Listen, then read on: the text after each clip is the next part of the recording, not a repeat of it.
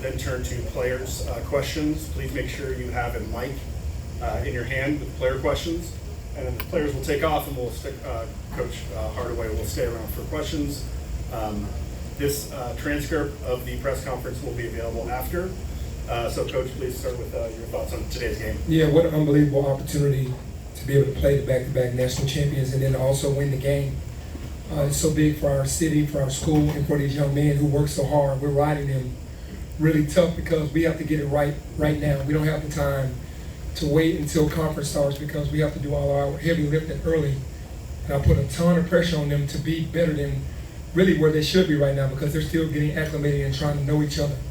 And just an unbelievable feeling right now to be sitting up here doing the hard work that we put in is paying off, and these guys are getting the reward. So I'm thankful for that. Thank God for that opportunity. All right, please raise your hand. Questions for Tyrese and Colby. Tyrese, just describe your feeling when you were kind of on fire out there in that stretch where you just felt like you couldn't miss. I mean, it felt good. I played these guys last year in New York, and I know the type of intensity that they were going to bring for the game, so I knew what to expect. But just being in that stretch and being in the flow, it felt good. Colby, you hit a three in overtime that tied the game, and then I think you finished with 8 or 9 points in overtime. I mean, just you described how clutch that was for you. Yeah, they hit I think it was a 3 for that possession. So first thing, I think that they give me a chance to shoot a 3, I'll take it. I just, attacked, was aggressive, shot the 3. And then just being late, I mean, obviously TJ fouled out, so this next man up. That's why, our team is so dangerous because we're so talented and so deep. Once PJ went out, I was like, all right, I got to step up, be more aggressive. Reese was already on fire, and then made shots in late, and we got the win. Yeah, for either player, what's your thoughts when Solo Ball hits that three-pointer? I mean, you guys have been up, 12, I think, with 4 minutes. It seemed like you guys were in control of the game. And he hits that. What's sort of what goes through your mind, and what do you say in that huddle? How do you regroup after that? I could say because it was on me. I turned my head. That's something that we always say. Me playing shooter, you can't tear your head from me. But I just told them, we got to go win the game now. You can't, hold on to the play. It's the next play mentality, so you got to keep it moving and try to win. Good. Matt.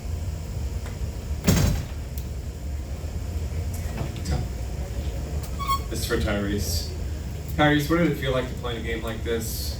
High school gym, teams waiting to play Colorado, Michigan State, they're in the wings there, and obviously a very intense environment. There was the scuffle in the overtime. As a player in the middle of all of that, with such big emotional swings, can you describe what it felt like to be involved in that for 45 minutes? It's intense, but when it comes down to it, you gotta make sure your head's on straight. Don't lose track of what's going on, like with the emotions, the scramble that the guys have. But you gotta make sure your guys together so you continue to try to win the game. Any other questions for the players? This is for both of you guys. This is kind of a statement. What is that statement?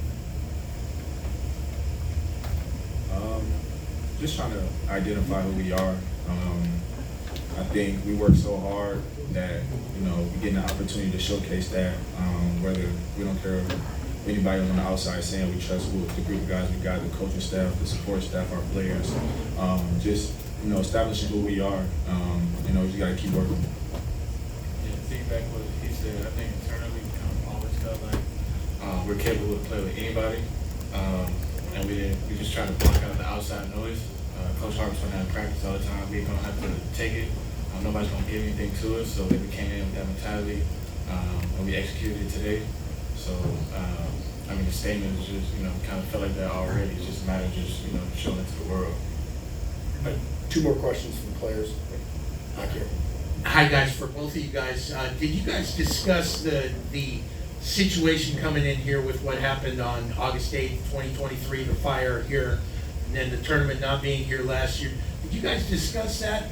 And before coming here as a team, and if so, how cool was it to kind of give the area a game like that today? Yeah, I mean, it was unfortunate what happened with the fire and everything last year, so we wasn't able to have the tournament last year, but I think for us, we're just extremely grateful to be here this year, to be invited here and to play UConn the first game. We looked at it like this is, opportunity in a lifetime. This is why guys play basketball, while we be in the gym, while we wake up early, late hours to have games like this and to showcase our talents. So we're extremely grateful for this opportunity. So yeah. For both of you guys as well, PJ goes and makes all 6 of his free throws in the last 40 seconds of the game. What does that sort of say about his composure? And Tyrese, speaking to your point about guys keeping their hands on the line. Yeah, I mean, we trust PJ. I know as soon as they got the tech, we sent PJ right to the line. We know what he's capable of. We're confident in him to shoot him. So. All right, Parth, last question for the guys. Yeah, question for Tyrese, kind of a two-part question, but obviously with your knee issue going on, you haven't practiced much at all, according to Penny, in the past 2 weeks. What does it take to be out of that rhythm, not practice, and then to do what you did tonight, or today on this stage? And how's that knee doing? That's the second part of the question. Just, working with the training staff. I get the drill and stuff, get out there, break a sweat, get shots up and stuff. So it's not like I'm, just totally just sitting on the side, leg kicked up or something like that. But, I'm still getting work in, making sure I'm still in that rhythm. So. All right, Colby, Tyrese, thanks for being here. You guys are excused. Any questions for Coach?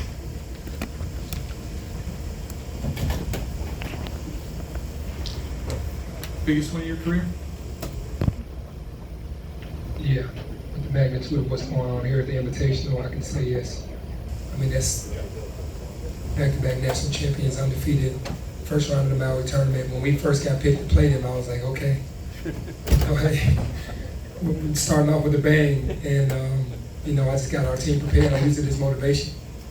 But you had some big ones. Beat Houston when they were number 1, Tennessee, at Tennessee. Yeah. A few years ago. So how does it feel? I mean, I'm not taking any of this for granted because I know how hard it is to win, and especially beat a team like that. But I'm so excited for our university and the city more so than anything because we need more positivity. We need more of this. The entire city is happy right now, and that makes me happy. So that's the magnitude that it had on this win. Coach, I mean, yesterday you talked about you knew your team was going to come in and play hard. You were very disruptive with UConn, and they couldn't get into their. What were you doing to really make it very difficult for them offensively to get into their stuff? Yeah, they're a well-oiled machine. Just watching them, man, they're just like clockwork. Because the times that we did allow them to get into their stuff, they made those shots. They're really efficient and they're really sharp. And what we had to do was take the ball out of the point guard's hands, not let them get that rhythm as much as we could. And then they're so smart, we knew they were going to adjust again, and they did. And then they got a rhythm where they got in there and got comfortable. And then we switched up defenses like 3 or 4 more times to try to get them uncomfortable again, and it worked. So you can't give them a steady diet because they're just too smart. Penny, what was your vantage point? What did you see on that scuffle with about 40 seconds left? And again, we asked the players, but what does that sort of say about their composure and how they handled the end of overtime there? Yeah, it was, it happens all the time. And, Dane reacted to Musa being pushed down, if that's what you're talking about. I was a little upset with Dane because we had a technical right there because Musa got pushed down by Johnson because he fouled out. But I'm never going to be a guy that doesn't allow a teammate to take up for his teammates. So double foul, their ball, let's go get a stop and let's get back in it. But I just saw that the team unified more at that moment versus, being apart because he could have stayed where he was, not cared, but he cared enough to come to Musa's defense, and I like that as well. Coach, right here.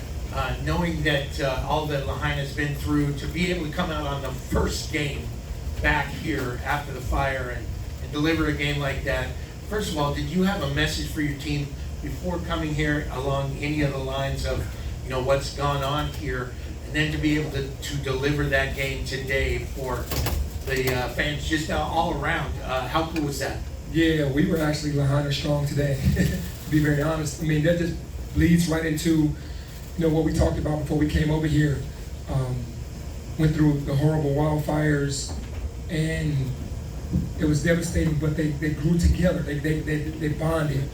And I said, we need to use that type of strength for ourselves going into this fabulous tournament. And to be able to give them this game today, the very first game at 9:30, is amazing to jumpstart this thing off. And so thankful, so blessed to be here to get the invitation to come. And I love everything about Maryland, man. I'm glad that it's recovering now. You know, Coach, one of the things that UConn was able to do was, you know, kind of extend the pressure on you, start to trap a little bit. You know, as you start to turn to, you know, the page to get ready, what kind of adjustments do you want to make as teams start to extend pressure on you, kind of trap a little bit? What do you want to see your team do? Yeah, I just want our guards to be able to handle, you know, the fundamentals of the game when it comes to that. You can't get into a trap space. You got to get out of trap spaces. Got to use your ball fakes to shift the defense and then get through it and advance the ball up the floor. We do that, but in the heat of the battle against the number 2 team in the country, the nervous energy hits. So we learn from that. So the best experience is going through it. You know, that's the best teacher is the experience. So for us, the next time somebody does that, we'll be more prepared and ready in real time. Because it's easy to do 5-on-0. Last question, Bart. Penny, I know you always point to the city and the university and the players, but for yourself, is there a sense, a little bit of vindication after some of the criticism you faced last season and this offseason to now get this type of statement victory for the program? Not really, man. I just know that everybody has their opinion about what's going on, and some of it was warranted. You know, I can't run away from what's going on. I know that it's a job that needs to, we want to win in the city. We want to win. And I'm no different from anyone else. So when I get that criticism, sometimes when it gets personal, it hurts because I'm trying to fight for the city and the team, but I understand everyone has a job to do, and they have their opinion. Thanks, Coach.